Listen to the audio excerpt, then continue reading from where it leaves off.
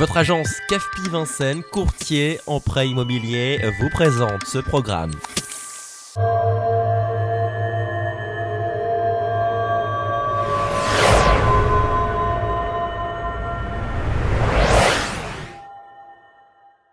Bonjour à toutes et à tous et bienvenue sur Vincennes TV. Bonne année à vous, bonne année à tous ceux qui nous regardez évidemment. Toute heure du jour et de la nuit, nous recevons une personnalité vincenoise qui est vincenoise depuis un petit moment. Il s'agit de Dominique Maillet qui organise pour la première fois un nouveau festival de cinéma à Vincennes, Au-delà de l'écran. Bonjour Dominique. Bonjour, bonne année à tout le monde. Oui, cette première édition en fait concerne le film de patrimoine. Voilà, l'idée est très simple. Parler de films de patrimoine et en même temps ne pas entrer dans une programmation qui soit celle d'une cinémathèque ou d'un ciné-club, qui ont leur propre vocation. Pour moi, c'était véritablement de faire parler les gens des plateaux. Donc l'idée première, le concept du festival, c'est de dire peut-être certains films ont déjà été vus, certains films sont connus, mais il s'agit de revisiter ce cinéma et de le revisiter grâce et à travers les témoignages des gens qui étaient sur les plateaux de ces films-là. C'est un festival qui rend hommage à tous ces gens qui sont derrière la caméra. C'est pour ça que le festival s'appelle Au-delà de l'écran. On ne s'intéresse pas seulement aux acteurs. On peut s'intéresser aux acteurs, mais à travers le prisme, les regards de tous ces gens qui sont des régisseurs, des machinaux, des directeurs de la photo. Voilà, toute une équipe qui fait ce cinéma qui nous berce depuis tant d'années. Pour ceux qui ne connaissent pas Dominique Maillet, c'est un grand journaliste de cinéma, un réalisateur de long métrage, donc tu sais de quoi tu parles. Quelle est un petit peu l'articulation du festival ? Il y a effectivement des projections, des rencontres, il va y avoir quelques invités prestigieux. J'avais envie que l'on ait des témoignages à la fois sur le patrimoine français, mais également étranger. Donc, vont venir dans les équipes des assistants qui ont été des assistants de grands cinéastes français, l'assistant de Marcel Carné, l'assistant de René Clair, mais il fallait aussi qu'on aborde le cinéma américain. Donc, par exemple, Brigitte Aubert, qui était la rivale de Grace Kelly dans La main au collet, va venir nous parler d'Hitchcock, de Cary Grant, de Grace Kelly. Voilà, on va avoir comme ça tout un panorama qui va être à la fois avec des films cultes, des films pour enfants, des films peut-être un peu moins connus qu'on va aller chercher.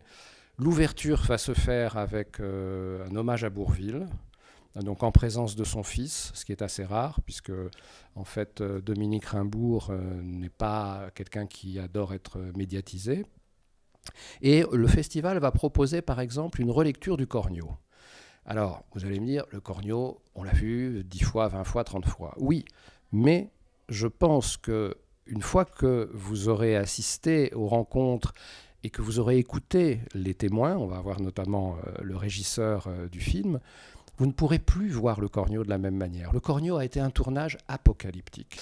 Par exemple, on va montrer La guerre des boutons d'Yves Robert et on fait venir, donc les petits gibus, grands gibus seront là, aussi pour que les enfants puissent avoir une approche et puissent discuter. Voilà comment, quand on est môme, on se retrouve devant une caméra. Deux moments phares du festival, ça va être la clôture, car à la clôture, nous serons avec Pierre Richard, qui va venir présenter un film qui n'a pas été montré en France depuis plus de 30 ans. C'est un film totalement méconnu.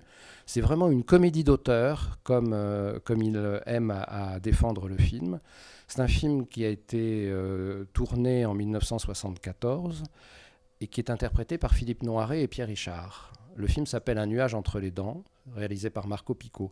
Film absolument introuvable et Au-delà de l'écran va être le premier à remontrer ce film, puisqu'au mois d'avril, la Cinémathèque française rend hommage à Pierre Richard et compte évidemment présenter ce film. Et du coup, nous allons être les vrais premiers à présenter dans une copie très belle, très propre, ce film Invisible. Le deuxième événement du festival, c'est la venue d'un monsieur, d'un grand nom du cinéma, un monsieur qui a obtenu 3 Oscars à Hollywood.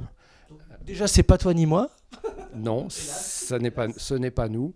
C'est l'un des plus grands créateurs de costumes aujourd'hui. au monde. Il s'appelle Anthony Powell. Et c'est aussi le créateur des costumes de Singing in the Rain en ce moment, en comédie musicale à Paris. Voilà, c'est un très grand monsieur. Il est le parrain de cette première édition et il va nous accompagner tout le temps du festival. L'inauguration, l'ouverture se fait le vendredi 22 janvier. La clôture, c'est le lundi 25 janvier. Et donc, il y a des projections tout samedi, tout dimanche. 3 lieux de projection.